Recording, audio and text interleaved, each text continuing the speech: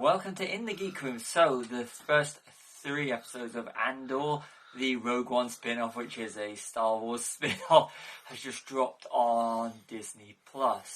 So, we just binge-watched the first 3 and, are really enjoyable. So, Diego Luna, who from Rogue One returns as the titular character, and, I really enjoyed it.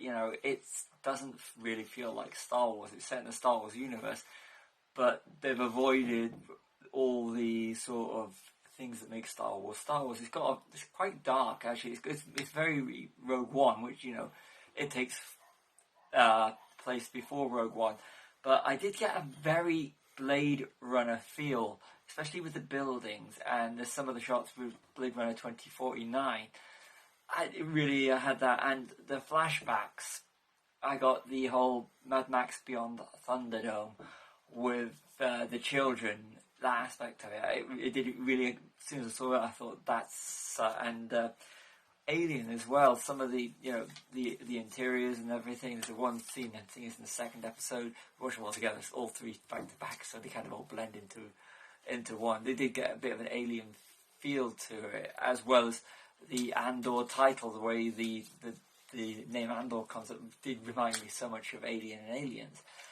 But that being said, anyway, it is actually, the fact that they're building Star Wars Galaxy into it all slowly is actually good, because it's just nice to actually have something set in the Star Wars universe that doesn't literally just throw everything at you, just like with The Mandalorian, Obi-Wan Kenobi, and the Book of Boba Fett, which in their own right are all absolutely fantastic, and I really do love the Book of Boba Fett, which I think is the underrated one.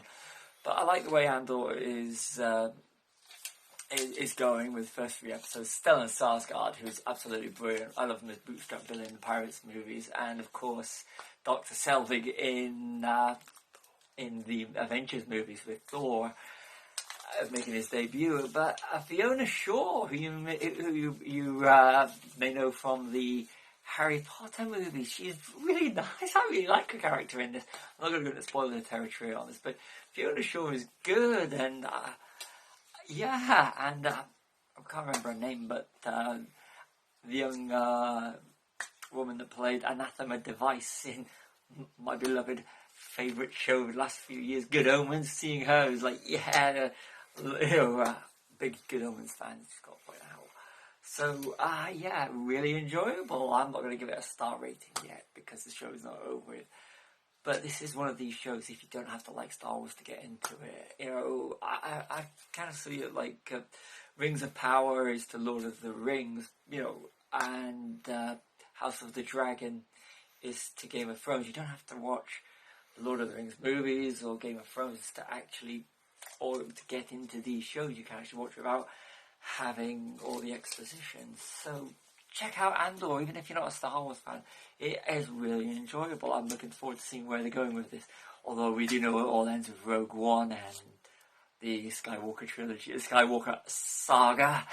So I'm Stevie. This has been my first impressions of Andor on Disney+. Check out some of my other reviews. Like, subscribe, the usual stuff they say at the end of these videos. I'm Stevie. See you all soon.